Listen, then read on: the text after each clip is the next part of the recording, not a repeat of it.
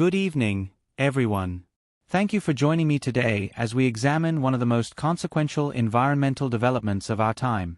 What I'm about to share with you over the next 50 minutes represents not just a scientific discovery, but a potential turning point in humanity's relationship with our planet's climate systems. We're going to discuss the Thwaites Glacier in Antarctica, what scientists are now calling the Doomsday Glacier, and the underwater storms that are accelerating its collapse in ways we never fully understood until very recently. Let me begin by establishing what we're dealing with here. The Thwaites Glacier is roughly the size of Florida, spanning approximately 74,000 square miles. It sits in West Antarctica, and it's been the subject of intense scientific scrutiny for decades. But recent research has revealed something deeply alarming. Underwater currents, functioning essentially as storms beneath the ice, are eroding this massive ice formation from below at rates that exceed our previous projections. These aren't the kind of storms you see on weather maps. These are powerful, warm ocean currents that flow beneath the glacier, melting it from underneath in a process that's largely invisible to us on the surface. The Reuters reporting on this phenomenon has brought international attention to what scientists have been warning about for years, but now with new urgency and new data. What makes this particularly significant is that Thwaites acts as a kind of cork in a bottle. It holds back a much larger volume of ice in the West Antarctic ice sheet. If Thwaites collapses completely, it doesn't just contribute its own ice to sea level rise. It opens the floodgates, quite literally, for a cascade of ice loss that could raise global sea levels by several meters over the coming centuries.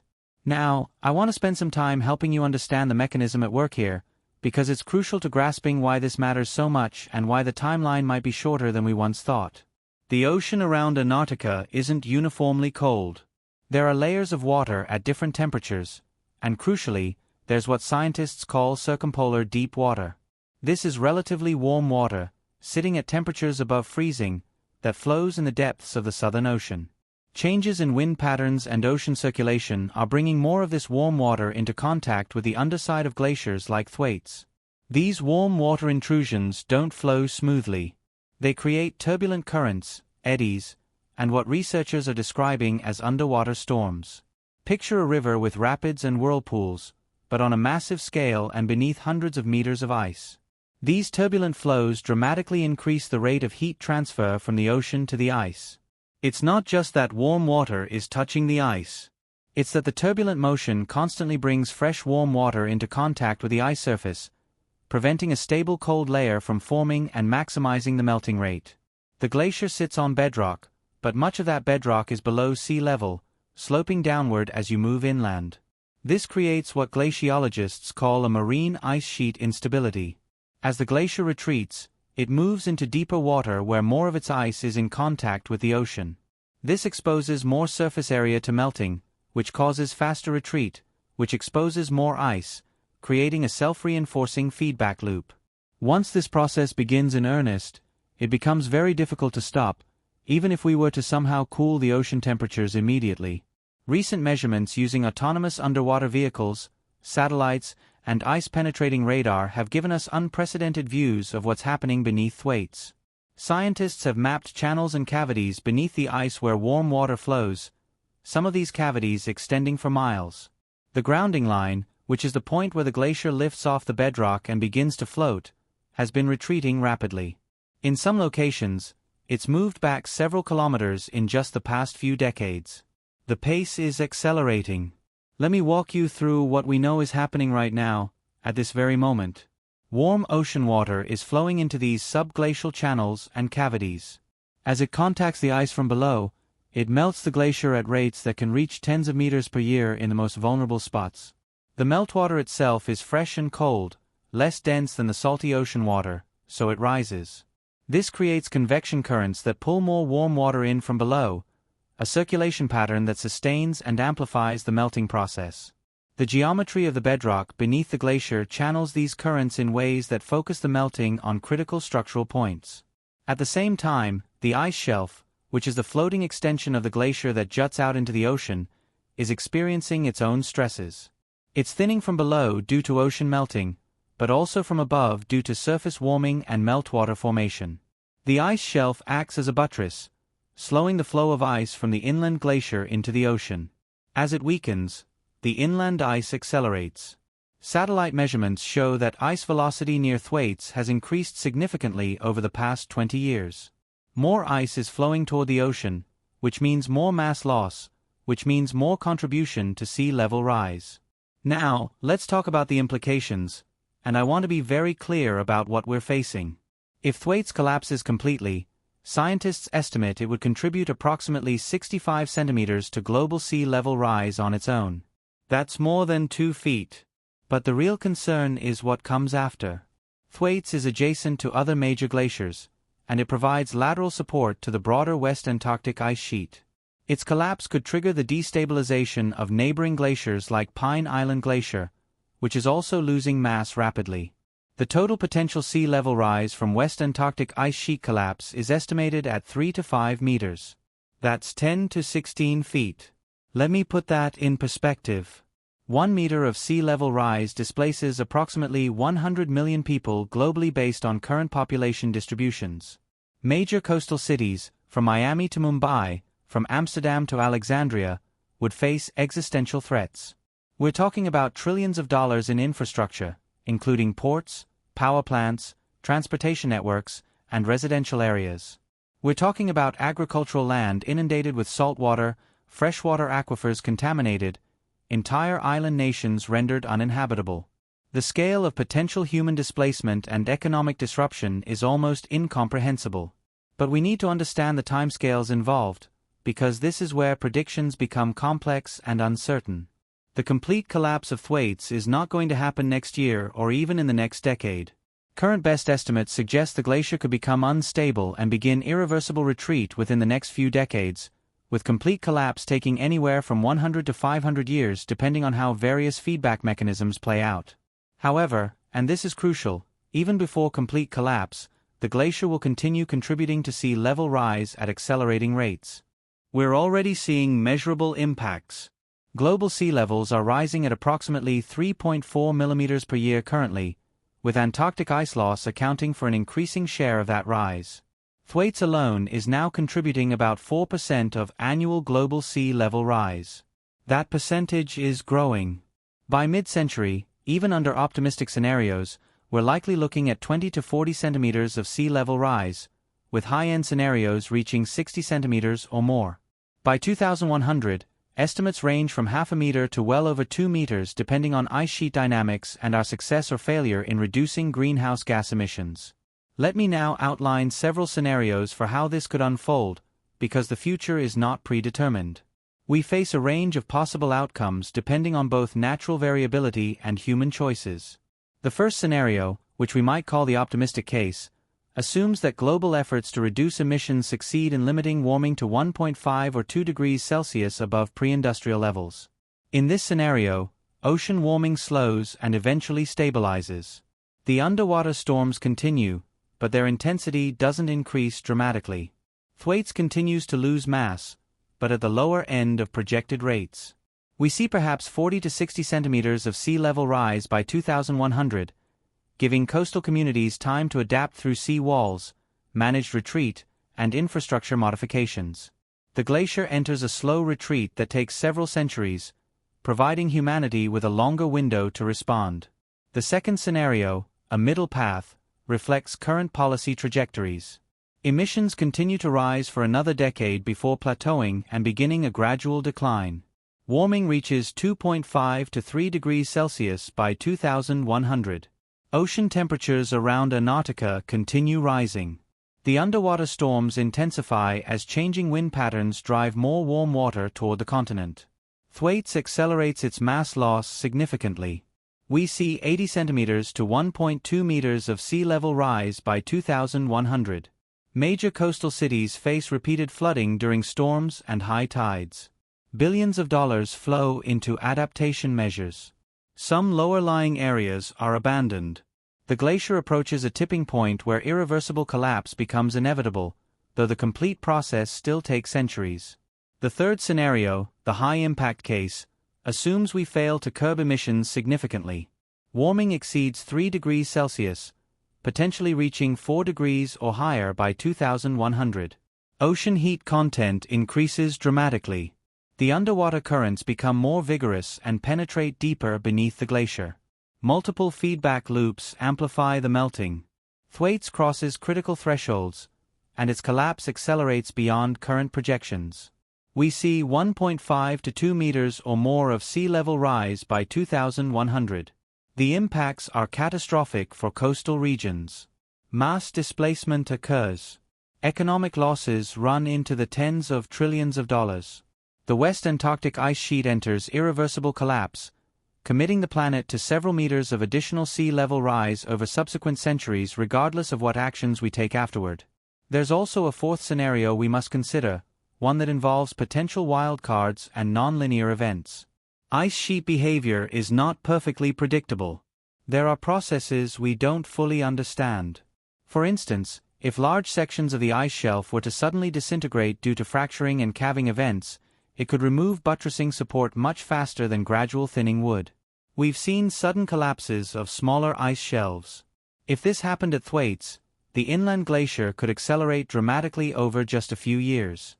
Similarly, if warming ocean water were to access particularly vulnerable channels beneath the ice sheet, it could trigger rapid retreat of the grounding line. These low-probability but high-impact events could compress timescales dramatically, giving us much less time to respond than our median projections suggest. Now, I want to discuss what the scientific community is doing to understand this better, because knowledge is our first line of defense. The International Thwaites Glacier Collaboration, a joint effort between the United States and United Kingdom, has been deploying researchers and technology to study every aspect of the glacier. Scientists are drilling through the ice to access the ocean cavity below. They're deploying sensors to measure water temperature, salinity, and current velocity. They're using ice-penetrating radar to map the bedrock topography and identify channels where warm water flows. They're analyzing satellite data to track ice velocity, surface elevation changes, and fracture development. This research is revealing details that are both fascinating and concerning. They've discovered that the seafloor geology plays a crucial role in channeling warm water. Certain ridges and valleys focus the currents on specific weak points of the glacier. They've found that tidal cycles can pump warm water in and out of the cavity beneath the ice, creating a kind of breathing pattern that enhances melting. They've observed that the ice itself is more fractured and weakened than previously thought, making it more vulnerable to disintegration. Every new piece of data helps refine the models, but so far, most new information has pushed predictions toward the more alarming end of the spectrum rather than providing reassurance. The modeling efforts are extraordinarily complex. Scientists must simulate ice dynamics, ocean circulation, atmospheric conditions, and their interactions across timescales ranging from days to millennia. Even with supercomputers, capturing all the relevant physics at appropriate resolutions remains a challenge. Different models produce somewhat different results, which is why you see ranges in projections rather than single numbers. However, there's broad consensus on the fundamental concern. Thwaites is vulnerable, it's losing mass at accelerating rates, and its eventual collapse could have severe consequences for global sea levels. Let me now turn to the question of what can be done, because understanding the problem without considering solutions leaves us in a state of despair, and that's not productive. The first and most important action is reducing greenhouse gas emissions dramatically and rapidly. This addresses the root cause of warming oceans. If we can limit the heat entering the ocean system, we slow the intensification of these underwater currents. Every fraction of a degree of warming we prevent translates into slower ice loss and lower eventual sea level rise. This means transitioning away from fossil fuels, improving energy efficiency, protecting and restoring forests and wetlands that absorb carbon, and potentially developing technologies to remove carbon dioxide from the atmosphere. The second category of action involves adaptation and resilience building in coastal communities. Even under the most optimistic emission scenarios, we're committed to significant sea level rise due to warming that's already occurred and ice loss already underway. This means we must prepare. Coastal cities need to assess their vulnerabilities and develop comprehensive adaptation plans.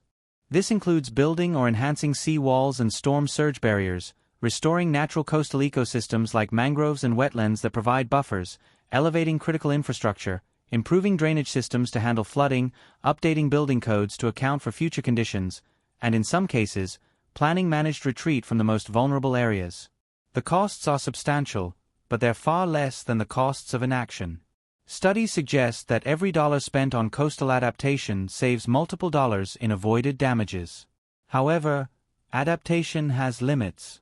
There's a threshold beyond which certain locations simply cannot be protected feasibly. This is why emissions reduction remains paramount. Adaptation buys us time and reduces damages, but only emissions reduction can address the fundamental driver of the problem.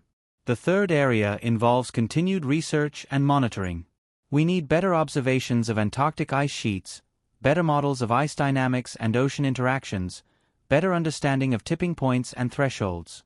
This information allows for better predictions, which enables better planning. It's an investment that pays dividends by reducing uncertainty and allowing more efficient allocation of resources. International cooperation is essential here. Antarctica belongs to no single nation. The impacts of its ice loss affect everyone. Sharing data, coordinating research efforts, and jointly funding major scientific initiatives serves everyone's interests. There's also emerging discussion, though still quite preliminary, about more radical interventions. Some scientists have proposed ideas like artificially cooling ocean water around vulnerable glaciers, or building underwater curtains to block warm water intrusions, or even reinforcing ice shelves with artificial structures. These geoengineering approaches remain largely theoretical and face enormous technical, financial, and governance challenges. They also carry risks of unintended consequences. Most experts view them as options of last resort if emissions reduction and adaptation prove insufficient. But the fact that serious scientists are even discussing such ideas tells you how concerned they are about the trajectory we're on. Let me address the economic dimensions of this situation, because climate impacts are often framed purely in environmental terms, but the economic implications are profound and will drive much of the political response. Coastal property represents trillions of dollars in value globally. As sea level rise accelerates and flood risk increases, property values in vulnerable areas will decline. Insurance will become more expensive and eventually unavailable in high-risk zones. This creates a potential financial crisis as mortgages go underwater, both figuratively and literally. Banks holding coastal real estate as collateral face losses. Insurance companies face mounting claims. Municipal governments lose tax revenue as property values fall while simultaneously needing to spend more on adaptation measures. The impacts extend far beyond real estate. Port facilities handling global trade will require costly modifications or relocations. Power plants and refineries located in coastal areas for cooling water access or shipping convenience will face flooding risks. Military bases, many of which are coastal, will need protection or relocation. Transportation infrastructure including highways, railways, and airports will require elevation or rerouting. The cumulative costs run into the trillions of dollars globally over the coming decades. There are also significant implications for global inequality and geopolitics. The nations and communities least responsible for greenhouse gas emissions are often the most vulnerable to sea level rise. Small island developing states face potential extinction as sovereign entities. Low-lying deltas in developing countries where hundreds of millions live face inundation.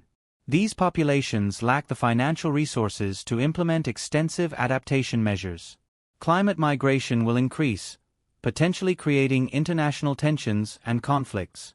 Nations may face difficult decisions about accepting climate refugees or enforcing borders. These humanitarian and political challenges could rival or exceed the direct physical and economic damages. Now, I want to talk about the communication challenge we face with this issue, because it's directly relevant to how society will respond. The Thwaites Glacier situation exemplifies a broader problem in climate communication. The impacts are serious and potentially catastrophic, but they unfold over timescales longer than typical human planning horizons. The worst consequences won't fully materialize for decades or centuries. This temporal disconnect makes it difficult to generate the sense of urgency needed for major societal mobilization. People are naturally more focused on immediate concerns, their jobs, their health, their day-to-day lives, than on threats that seem distant in time. Additionally, there's a gap between scientific understanding and public awareness. Scientists have been warning about Thwaites for years, but it rarely makes headlines compared to more immediate crises. When it does get attention, the coverage is often brief and lacking context. People hear about a glacier melting in Antarctica and may not grasp why it matters to them personally. Connecting a process happening in one of the most remote places on Earth to the concrete impact on a coastal city thousands of miles away requires education and sustained communication effort. There's also the challenge of uncertainty in predictions. Science deals in probabilities and ranges, not certainties. When scientists say sea level could rise between 50 centimeters and 2 meters by 2100 depending on various factors, some people latch onto the low end of the range and assume we'll be fine. Others are paralyzed by the high end. The reality is that we face a risk distribution, and prudent risk management requires preparing for plausible worst-case scenarios while working to ensure they don't materialize. This kind of probabilistic thinking doesn't come naturally to most people and is often lost in public discourse. Let me share some perspective on what we're seeing in terms of policy responses globally. There's growing recognition among governments that climate change and sea level rise pose serious risks. Many coastal nations and cities are developing adaptation strategies. The Netherlands, facing existential threats from the sea, continues to invest heavily in water management infrastructure. Cities like Miami and New York are implementing ambitious coastal resilience programs. International bodies like the Intergovernmental Panel on Climate Change are incorporating ice sheet dynamics into their assessment reports with increasing urgency. However, the pace of policy response remains far slower than the pace of scientific understanding or the rate of environmental change. Political systems are often slow to act on long-term threats, especially when solutions require short-term costs or disruption to existing economic interests. Fossil fuel industries continue to wield significant political influence in many countries. International climate negotiations, while producing agreements like the Paris Accord, have yet to deliver emissions reductions at the scale and speed that science indicates is necessary. We're essentially in a race between understanding, action, and consequences. Our scientific understanding is improving rapidly. The evidence of accelerating ice loss is mounting. The case for urgent action becomes stronger every year. Yet our collective response, while growing, still falls short of what's needed. The consequences, meanwhile, continue to unfold. Each year of delay makes the problem more severe and the solutions more difficult and expensive. I want to emphasize something important here. This is not a message of doom and despair. Yes, the situation is serious. Yes, we face significant challenges. But the future is not predetermined. The difference between limiting warming to 1.5 degrees versus 3 degrees or more is enormous in terms of impacts. The difference between preparing coastal cities for sea level rise versus being caught unprepared is the difference between manageable disruption and catastrophic loss. Every action matters. Every emission reduction, every adaptation measure, every research advance, every policy improvement contributes to a better outcome. We have the technology and knowledge needed to address this challenge. Renewable energy is increasingly cost competitive with or cheaper than fossil fuels. Energy efficiency technologies continue to improve. We understand how to build resilient coastal infrastructure. We know how to restore coastal ecosystems. We have the scientific capacity to continue improving our understanding and predictions. What we need is the political will, the social commitment, and the international cooperation to deploy these solutions at the necessary scale. Think about what's at stake from a human perspective. Coastal communities aren't just economic assets or population statistics. They're homes, families, cultures, histories. Places where people have lived for generations.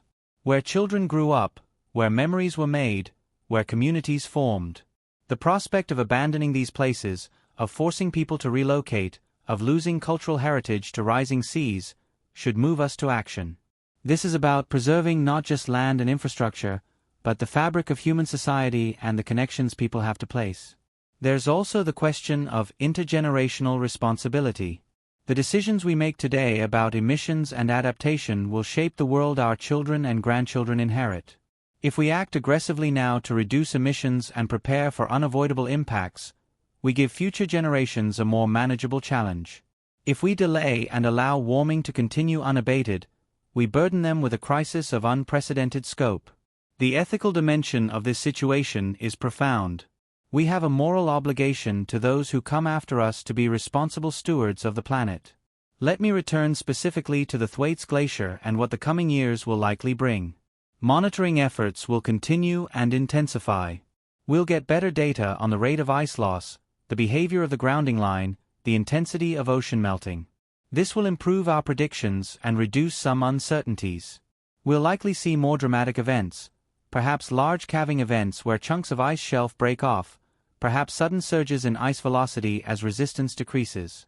These events will generate media attention and public concern, potentially creating windows of opportunity for policy action. Scientists will continue refining their models and publishing papers. Some will confirm previous predictions. Others will likely suggest that ice loss is occurring faster than earlier models indicated, as has been the trend in recent years.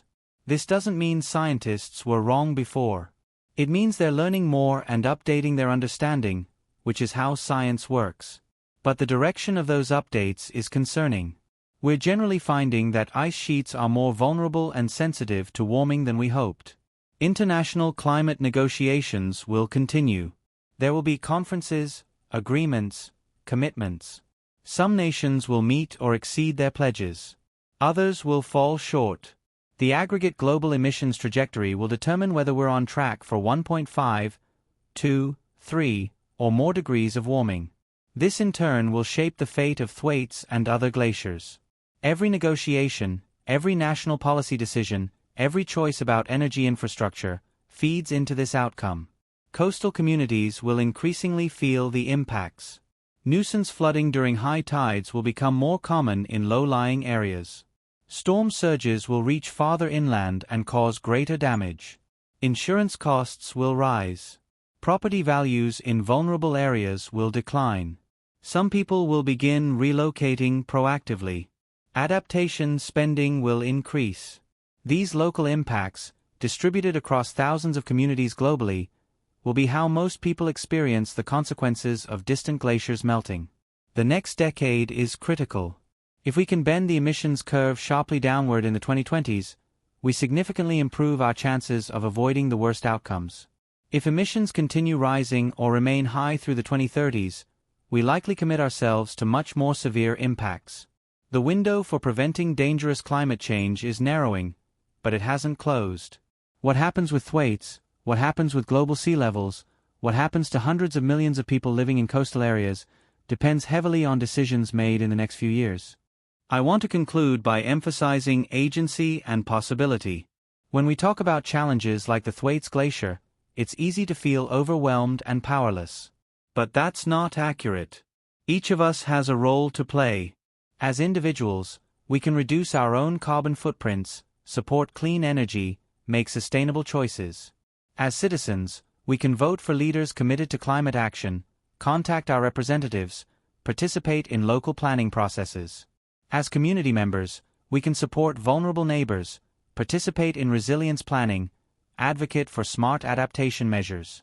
As professionals, we can bring climate considerations into our work, whatever our field. As humans, we can educate ourselves and others, have conversations, change norms and expectations. Large-scale transformation requires action at multiple levels simultaneously. Individual choices matter, but so do corporate decisions, government policies, and international agreements. We need all of it. The business community is increasingly recognizing climate risks and opportunities. Many corporations are setting emissions reduction targets and investing in clean technologies. The financial sector is beginning to account for climate risk in investment decisions. These shifts create momentum and make political action easier. Young people around the world are demanding action on climate change. They understand they'll live with the consequences of today's decisions longer than older generations. Their activism is shifting public discourse and political calculations. As they enter positions of leadership and influence, we can expect stronger climate policies. The generational shift in attitudes is profound and will shape the coming decades. Technology continues to advance. Solar and wind power are cheaper than ever. Battery storage is improving. Electric vehicles are becoming mainstream. Alternative proteins are emerging. Carbon capture technologies are developing. Each of these advances makes the transition to a sustainable economy more feasible. Innovation will continue accelerating if we create the right incentives and make the necessary investments. The story of the Thwaites Glacier is still being written. The underwater storms eroding it from below represent a real and serious threat. The potential for significant sea level rise is genuine. The consequences for coastal communities worldwide are profound. But the outcome is not predetermined. We face a choice, not a fate. We can continue on our current trajectory and face increasingly severe impacts. Or we can rise to the challenge, reduce emissions dramatically, adapt intelligently, and work together globally to manage this crisis. History will judge how we responded to this moment.